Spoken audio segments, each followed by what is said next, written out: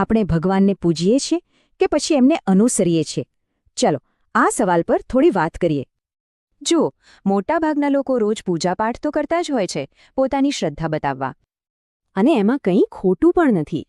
ભક્તિ બતાવવાનો આ એક સારો રસ્તો છે.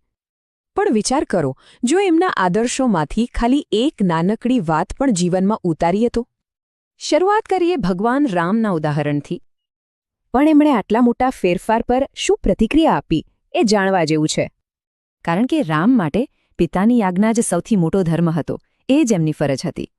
એટલે કે એમણે પિતા, ભાઈ અને પતિ તરીકેની પોતાની બધી જ જવાબદારીઓ નિભાવી. હવે સીતાજીની વાત કરીએ. એમના જેવું સમર્પણ ક્યાં જોવા મળે? આ કોઈ ફરજ નહોતી. એમણે આ નિર્ણય પ્રેમ અને સમર્પણથી લીધો હતો. એક પળનો પણ વિચાર કર્યા વગર એ રામ સાથે વનમાં જવા તૈયાર થઈ ગયા. આને જ કહેવાય સાચી સહધર્મચારિણી, જે દરેક પરિસ્થિતિમાં સાથ આપે. પણ ચાલો હવે આજના સમયની કડવી વાસ્તવિકતા પર એક નજર કરીએ. એક તરફ રામની પિતાભક્તિ અને બીજી તરફ આજની પેઢી જે ફરજ ભૂલી રહી છે. જ્યાં સીતા જેવો સાથ હોવો જોઈએ, ત્યાં પતિ ઘણીવાર પરિવારની જવાબદારી જ નથી નિભાવતા. આ જ તો મોટો તફાવત છે, આદર્શ અને વાસ્તવિકતા વચ્ચેનો. માતા પિતાની મરજી વગર લગ્ન કરવા આ પણ એક વાસ્તવિકતા છે. અને એવું નથી કે ભૂલ એક જ તરફથી થાય છે. ઘણીવાર પત્નીઓ પણ સાથ નથી આપતી.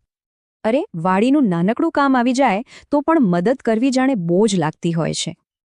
તો પછી સાચો સવાલ શું છે? આપણે પૂજા કેટલી કરીએ છીએ કે અનુસરીએ કેટલું?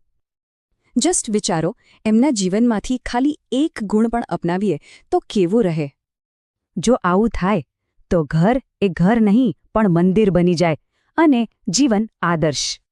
એટલે જ કહેવાય છે, ભગવાનને માત્ર પૂજવાની જરૂર નથી, એમના જેવું જીવવાની જરૂર છે.